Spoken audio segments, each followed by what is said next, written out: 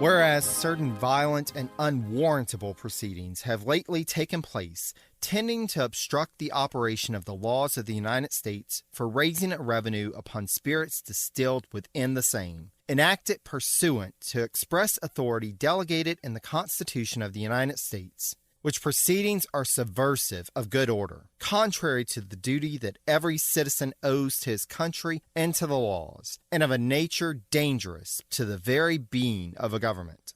Now, therefore, I, George Washington, President of the United States, do by these presents most earnestly admonish and exhort all persons whom it may concern to refrain and desist from all unlawful combinations and proceedings whatsoever, having for object or tending to obstruct the operation of the laws aforesaid, inasmuch as all lawful ways and means will be strictly put in execution for bringing to justice the infractors thereof, and securing obedience thereto.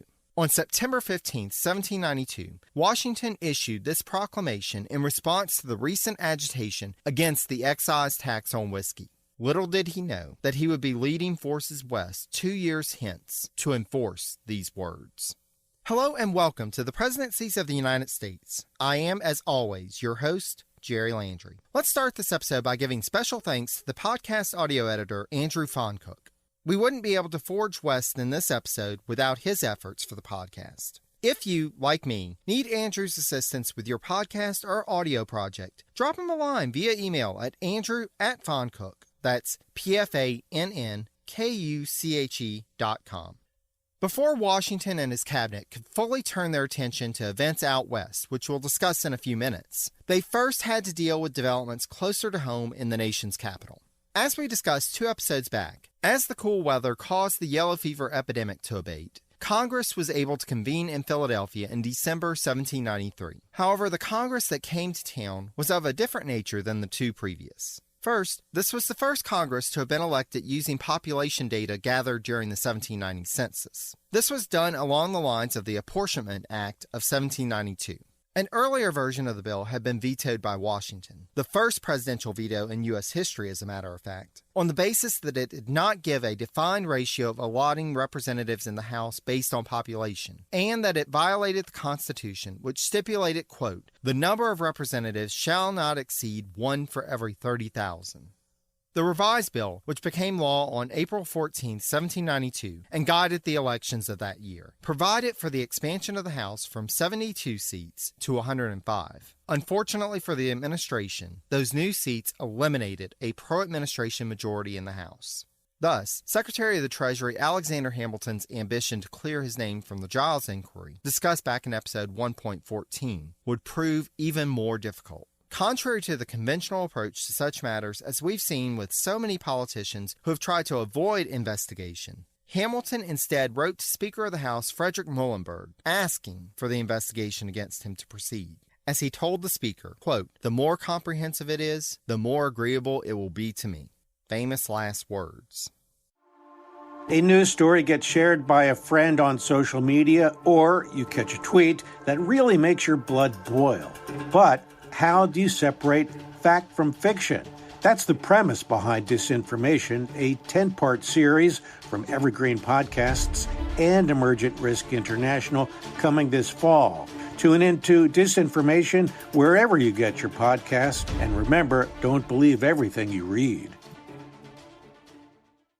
One has to wonder what Hamilton's endgame was here. Well, I'll go ahead and warn you to get out that salt because I'm going to give you my 2 cents, then bring in some of the experts. This is the end of 1793 going into 1794. Hamilton's already said that he's going to be in the cabinet for another year in order to clear his name. It's pretty obvious to all those that were close to Washington at the time, unless they're completely oblivious, that he wished he hadn't run for re-election. So he's not likely to run for re-election again in 1796. Someone's going to have to run. Why not Hamilton? Now, that being said, I couldn't prove that was in his mind without much more research, and even then, possibly not conclusively. However, I will bring in as my first witness his contemporary John Adams, who years after leaving the presidency and after Hamilton's demise, wrote of Hamilton that he felt that Hamilton, quote, was in a delirium of ambition. He had been blown up with vanity by the Tories, had fixed his eye on the highest station in America, and he hated every man, young or old, who stood in his way, or could in any manner eclipse his laurels or rival his pretensions. Without regard to motives, it was obvious that Hamilton wished to clear his name, but considering, as we discussed in episode 1.14, the charges against him were that he had used foreign loans to repay domestic debt, including government loans from the Bank of the United States, which technically was illegal, and Hamilton likely knew that it was illegal when he did it. How did he intend to get off of these charges? Simple. He blamed Washington, but we'll come back to that. Congress would certainly oblige him in continuing the investigation. As a newcomer to the Senate, someone mentioned for the first time last episode, Albert Gallatin of Pennsylvania, submitted resolutions that called for, quote, a comprehensive account of Treasury operations in early January 1794, with the motion being adopted on January 20th and the request sent to Hamilton.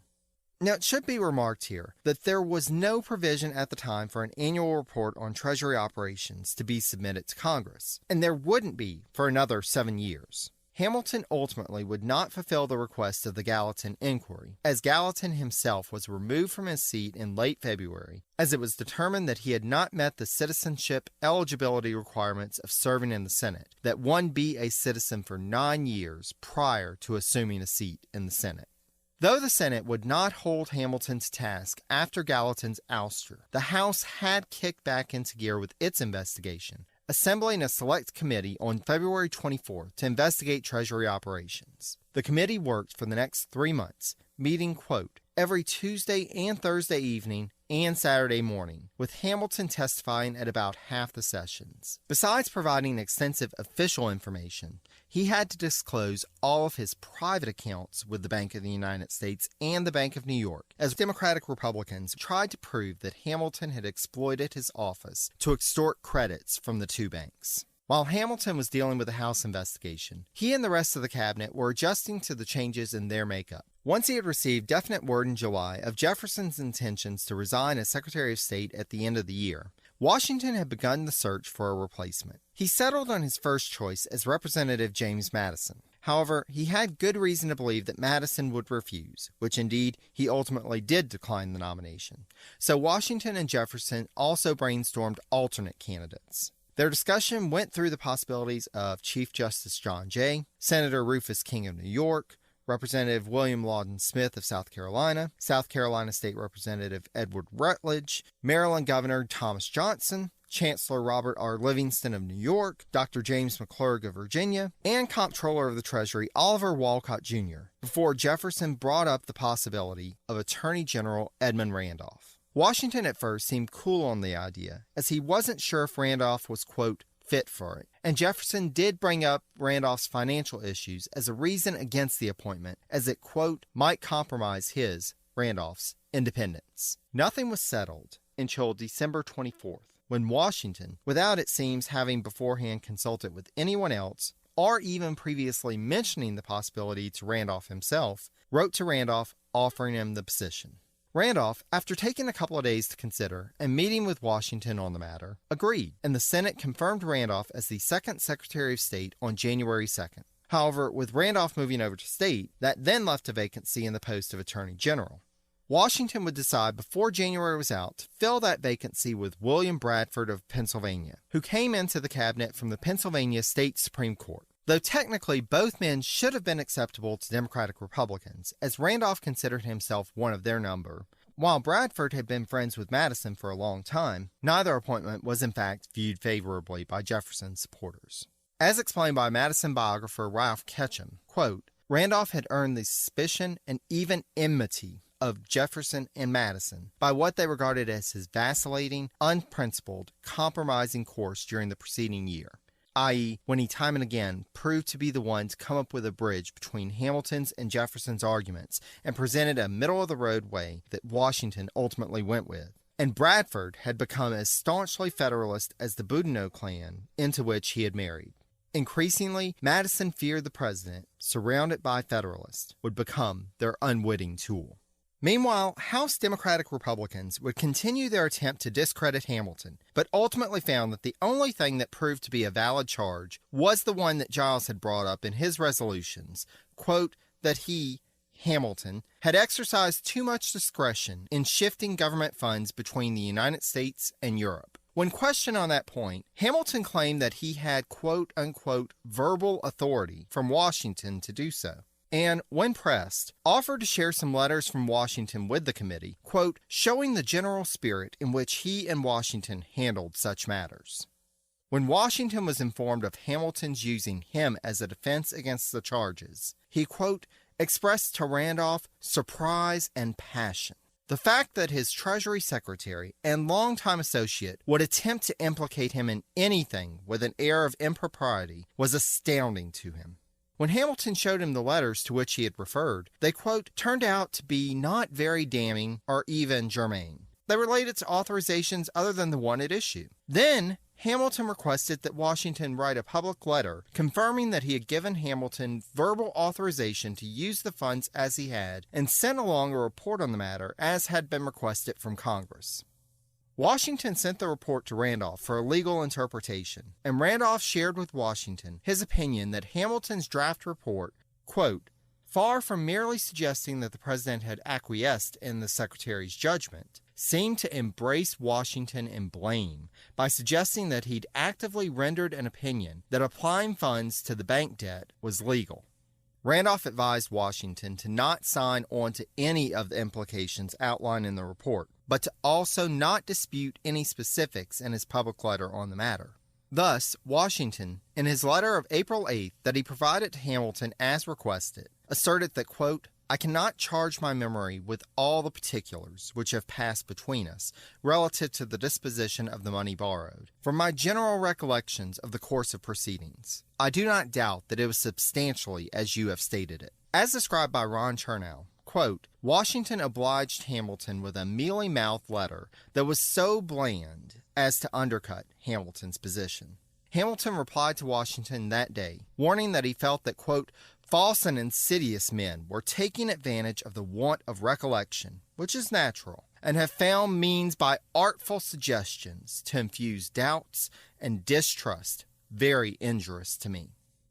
Hamilton had been walking a fine line on the matter, but he was clearly challenging Washington's memory of the affair and attempting to exert his influence to get Washington to provide him cover. The potential adverse effects for Hamilton were of no matter to Washington. He refused to change his statement in any way.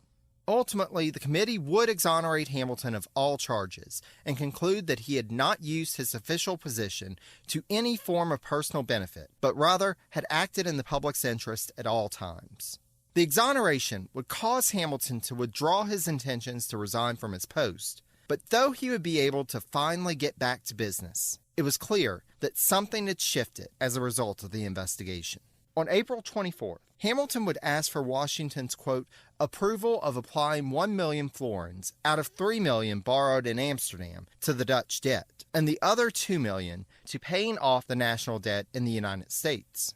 One has to wonder at the gall of Hamilton of attempting to do the same thing again that he had just been investigated for. But the brazenness of the request had other dimensions. After so recently accusing Washington of having a faulty memory, he was now counting on that faulty memory in order to get his way. It would not work, though. Washington, recognizing that all of this was sounding familiar, went to his files and found that he had already given Hamilton orders to apply all $3 million to the national debt. When he confronted the Treasury Secretary about this, it was Hamilton now that claimed faulty memory, saying that with everything that had transpired with his illness the year prior and the investigation since, and the fact that the order had not been entered into the Treasury's books, he had simply forgotten about Washington's direction.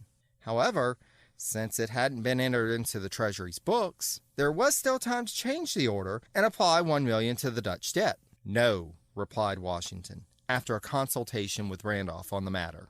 Congress had appropriated the funds to be used to pay down the domestic debt. If he wanted it to be applied differently, Hamilton would have to take it up with Congress. For now, Washington's role was to execute the directives as provided by Congress. Though he had initially changed his mind, Hamilton now again brought up the possibility of his leaving the cabinet, but asserted that he would only do so if it was Washington's wish. The president replied that, quote, "Of course, nothing has been done by me to render your continuance in office inconvenient or ineligible. On the contrary, I am pleased to have you determined to remain at your post until the clouds over our affairs, which have come on so fast of late, shall be dispersed."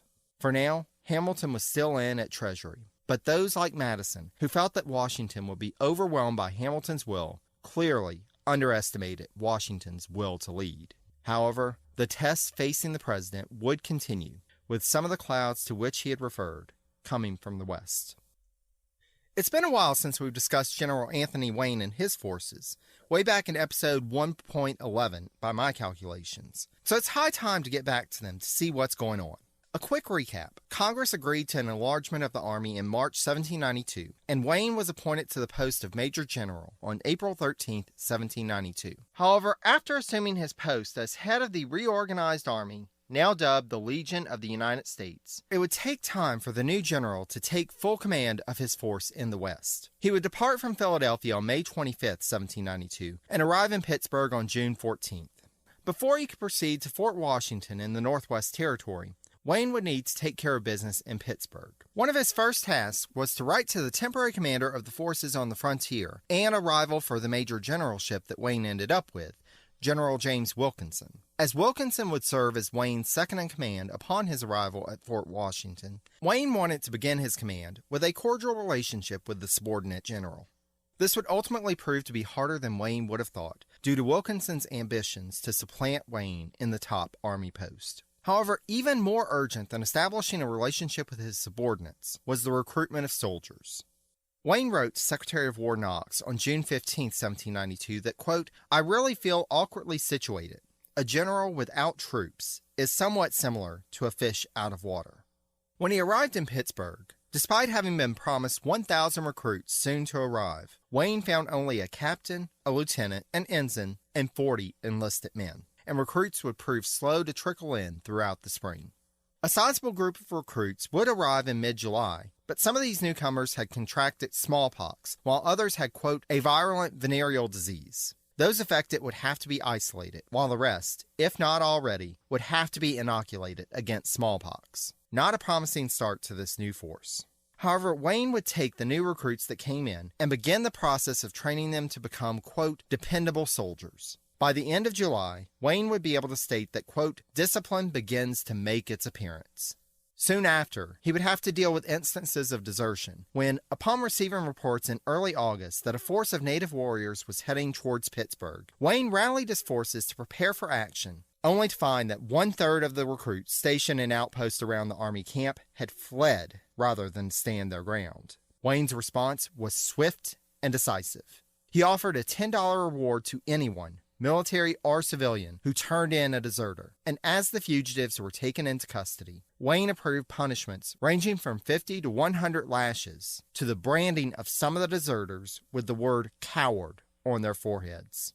He even approved a death sentence for one of the deserters, quote, "who was hanged before the troops on August 13th. Though the administration, when told about Wayne's punishments, would ultimately warn him against using branding in the future, as it was felt that it was, quote, "a punishment upon which some doubts may be entertained as to its legality." It had its effect, and Wayne reported to Knox on September 7th that, quote, "no desertions have taken place from this post for 2 weeks past." Slowly but surely, the general was crafting his new force, and though he was eager to lead troops into battle, he realized that if he wanted to lead an army to victory, he would have to be patient and take the time necessary to get them into shape.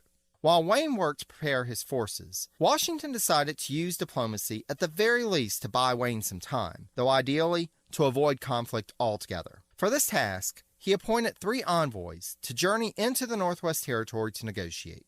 One of these 3 was someone that you'll want to remember, Timothy Pickering. Originally from Salem, Massachusetts, Pickering had entered service early on in the Revolution, being elected as colonel of the 1st Essex Regiment in 1775, and rising to become quartermaster general of the Army from 1780 to 1785. Following the war, he had moved to the Wyoming Valley in northeastern Pennsylvania and, like many men of the time, including Washington, looked to western lands as a lucrative prospect. However, again like many others, Pickering would ultimately be disappointed with his results. This failure would not hold him back for long, as his ambitions turned to the new federal government established by the Constitution. And, upon hearing of William Dewar's resignation as Assistant Secretary of the Treasury, he wrote to Secretary Hamilton about the position. Though Pickering was passed over for that position, he would get a chance to prove himself during 2 appointments as a representative of the U.S. government to negotiate with Native peoples in the Northwest Territory, first in the autumn of 1790 and then in the summer of 1791. Pickering would prove successful in both of those negotiations, hence why he was chosen again to serve as an envoy in 1793. However, in the interim, Pickering had taken up another office in the federal government. Samuel Osgood, mentioned way back in episode 1.4, had been unwilling to move to Philadelphia from New York with the federal government, and thus resigned as Postmaster General in 1791. You'll never guess who got the position. Come on, guess. Okay, it was Timothy Pickering. Along with Pickering, the commission in 1793 included Benjamin Lincoln, who we mentioned last episode as helping Tobias Lear to get his posting as Washington's secretary, and former Virginia Governor Beverly Randolph. The trio left Philadelphia in late April and spent June and part of July at Fort Niagara, waiting for favorable winds to carry them across Lake Erie. They finally arrived just south of Detroit in mid to late July and remained there for a month, conducting negotiations by message, as they proved unable to get an actual in-person meeting due to, quote, a combination of British manipulation and internal Indian disagreement. After several messages, the native representatives concluded that they could not conduct negotiations without terms of the boundary of white settlement being set at the Ohio River. 24 hours after receiving that ultimatum, the commissioners had everything packed up and headed back to Pennsylvania. Wayne, meanwhile, had been keeping close tabs on the envoy's mission and had spent the spring, quote, planning strategy and perfecting his forces. Doing so, he had to deal with the administration questioning his plan of attack, the conniving of his second-in-command, James Wilkinson, who worked to undermine him in the hope that he would replace Wayne as head of the Legion, and the unease of Kentuckians at working with the regular soldiers of the Legion of the United States, despite being a critical part of Wayne's plans, which depended on mounted volunteers from Kentucky in order to carry out operations. Though it was too late in the season to launch an all-out offensive assault after word was received of the failure of the negotiations, Wayne's original plan was to lead his troops out by October 1st, quote, to protect the frontiers. Surprise, surprise, Wayne's plans unexpectedly hit a stumbling block again, as a bout of influenza that ran through his forces, as well as the small numbers of supporting militia, caused the advance to go very slowly.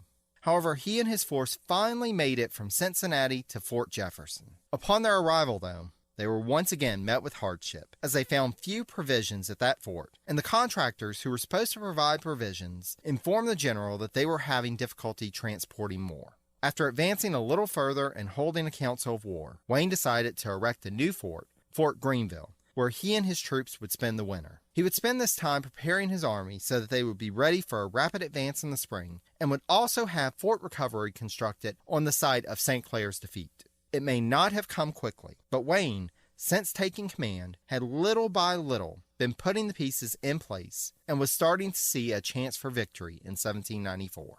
One of the X factors that threatened any plans for a military operation in the Northwest Territory was the agitation occurring in western Pennsylvania. By the spring of 1794, the Mingo Creek Association, which we mentioned last episode, had developed into a de facto government of its own. One of its first actions had been to stage a takeover of the authorized militias of the area. For those unfamiliar with the militia system of the time, militias in the early republic were the continuing legacy of a long-standing institution of citizen soldiers. But the system was highly decentralized in nature. All militias fell under the authority of the states unless called into service, and even attempts to establish, quote, national standards of uniformity and inspection of militias to gauge their effectiveness and fitness for service were balked at by the states. Thus, it all fell into the state's purview to monitor their militia forces. And as we discussed last episode, the citizens of western Pennsylvania were not too keen on government, even the state government, getting involved in their affairs. So it can be imagined that there was initially not a great awareness of what was occurring in the militias of the area as agitation started over the whiskey tax. In this instance, nearly every member of the Mingo Creek Association was also a member of the local militia battalion, and the association organized itself along the same lines as the militia. Association meetings were held at the same time as militia musters, and the musters would be used to share information about the association's efforts. More importantly, the overlap with the militia gave the association access to arms and armament provided by the state government. A structure designed to defend the government was instead being co-opted to oppose government. The irony is great in this association. Furthermore, the Mingo Creek Association, opposed to a more conservative state constitution that had recently taken effect, which ended elections for local judges and gave judicial appointment power to the governor, decided to just go ahead and establish its own courts. They sent out the word that anyone with a grievance to file in the area, rather than going through the official channels, should bring it before the association for mediation. Naturally, the mediators, i.e. de facto judges, would be elected. In essence, the Mingo Creek Association became the highest authority in the area, something that both citizens and government officials would soon learn. Renting space for a tax registration office? A representative of the association would be knocking on your door with a strong recommendation that you change your mind. Government official coming into town from Philadelphia? Don't expect a warm welcome, and it's probably advisable that you not unpack your bags. And did you happen to notice the sudden popularity of Liberty poles? That old symbol from the late Revolution? Don't tread on me sounds like good advice, don't you think? Meanwhile, the inspector for the federal revenue in the district, General John Neville, had had more than enough and was seeking military assistance from the federal government when an effigy of Neville was burned at a militia muster in the spring of 1794. Not long after, Neville was riding home from Pittsburgh with his wife and granddaughter when they were approached by a man and a woman who asked if he was John Neville. Replying in the affirmative, the man attacked and wrestled Neville to the ground. Neville was able to best his assailant, and the man and woman escaped. However, it was becoming clear that the relative calm was giving way to the storm. Meanwhile, the change in the cabinet had brought in a new member who agreed with Hamilton's point of view in terms of a show of force to quell the agitations in the West, Attorney General William Bradford. Together with the U.S. Attorney for Pennsylvania, William Rawle, they devised a plan to give the rebels enough rope with which to hang themselves. Their plan was simple: serve summons to those distillers that still had not registered. 75 distillers total. Of these, only 15 were east of the mountains, but all would be expected to either register on the spot or appear in court in Philadelphia in August. Going to court would mean weeks away, a large expense traveling, and lost income. It could be financially ruinous and would naturally rustle some feathers, which is exactly what these government officers wanted. If the rebels were spurred to open revolt, then Washington would be willing to send the troops in. They were so adamant about stirring up foment that when the U.S. representative from western Pennsylvania, William Finley, pushed through a reform bill which, quote, would allow the federal judiciary to establish court sessions in the countryside using local courts to hear federal tax cases in order to ease the burden on his constituents and quell the likely local anger, the U.S. attorney rushed through the warrants so they would be governed under the previous law, which would require the defendants to appear in Philadelphia.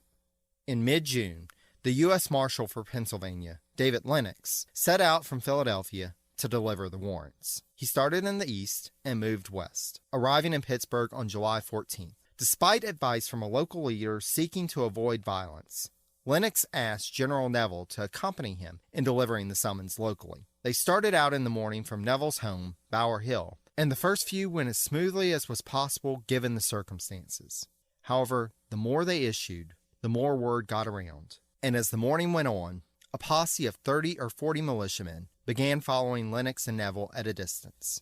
They didn't approach, rather, they watched and waited. However, around noon, circumstances would change. Lennox and Neville rode up to William Miller's farm. Upon being informed of the situation, Miller, who had already made plans to sell his farm after the harvest and move to Kentucky, quickly did the math in his mind and realized that a trip to Philadelphia would mean a delay for the foreseeable future of his planned move and his hopes of establishing a better life for himself. Up until this point, Miller had supported Neville in his public career. He was a veteran of the Revolutionary War like Neville. He hadn't been involved in the Mingo Creek Association. He was just a citizen trying to make a living. And now, this. It was the straw that broke this camel's back. As described by historian William Hoagland, quote, Miller was lost in a heart-pounding heat of rage and desperation and refused to accept the writ. He began cursing the marshal. The two got into a back and forth. Then Neville noticed something. The posse that had been following them was now moving to cut off their path to the main road. Realizing the danger, Neville called on Lennox to come on, and the two managed to beat the posse to the road and were able to escape to safety, but not before they heard the sound of rifle shots coming from behind them. Meanwhile, a militia force that was meeting at the Mingo Creek Church learned of the altercation, and before long, it was decided that Marshal Lennox should be arrested.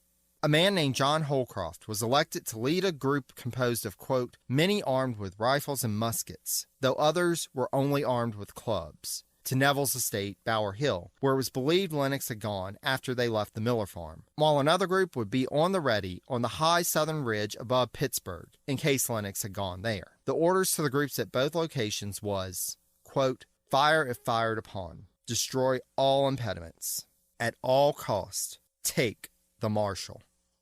Lennox had indeed gone back to Pittsburgh, so when Holcroft and his forces arrived at Bower Hill and demanded that Neville turn Lennox over, there was nothing that he had to offer. However, instead of stating that, Neville instead went with response B and told the rebels to, quote, stand off before firing and killing William Miller's nephew Oliver. As they were fired upon, Holcroft and his men began their attack. As described by William Hoagland, quote, rebel balls ripped the planks on the windows and lodged in the wood frame. Neville had left the front door open, but Holcroft, noting the quality of fortification on the house, decided against a mass charge. The door might be commanded from inside by a cannon. For 25 minutes, therefore, the men pounded the house with gunfire. Inside, the general was relying with confidence on his position, his fortification, and his own ranks. The Neville's granddaughter lay on the parlor floor. Mrs. Neville and her visiting friend rapidly loaded guns. The general fired from posts at various windows, passed the gun back for reloading, took a newly loaded one, fired again. He didn't need to send out a barrage. He selected targets. With 4 of his forces having been picked off by Neville and the sun beginning to rise, Holcroft called for a retreat so that they could regroup. Though a few worked before the battle was taken up again to stave off the impending confrontation, many more on both sides gathered forces. More militias in the area, including those led by James McFarland, another Revolutionary War veteran and major of the militia, were called into service to reinforce Holcroft's group, with McFarland being asked to command the rebel forces, while a detachment of soldiers led by Major Abraham Kirkpatrick had arrived to defend Bower Hill. July 17, 1794, was ultimately set to become the day that the gauntlet was thrown down. 600 rebels arrived at Bower Hill at 5 in the afternoon and demanded that Neville give up his commission as Inspector of the Revenue.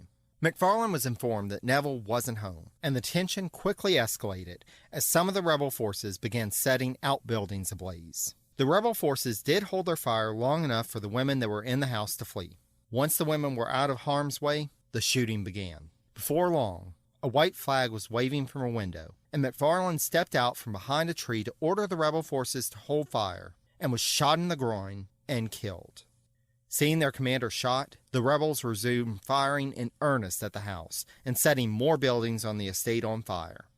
As the flames neared the house, Major Kirkpatrick was forced to surrender, and while his men were allowed to go free, Kirkpatrick was taken into custody. The flames ultimately did consume the mansion, and everything but the slave quarters and the smokehouse on the estate was left in ashes. The skirmish and the ruins of Bower Hill signaled the beginning of the active insurrection of the Whiskey Rebellion. Though the action is just getting going, this is where we must draw this episode to a close. Next time, we'll see if Wayne's preparations pay off, as well as whether the Whiskey Rebellion succeeds, in an episode I'd like to call The Bigger They Are. Until then, please feel free to reach out to me with any questions, comments, or whiskey-related plans to presidenciespodcast, all one word, @gmail.com. I can also be reached via Facebook at facebook.com/presidencies or on Twitter at presidencies89. Source information for this episode can be found at presidencies.blueberry, that's BLUBRRY.com. And you can also catch up on past episodes there or by finding the podcast on iTunes, Stitcher, Google Play, or TuneIn. As always, thanks so much for listening. Take care, dear friends. Until next time.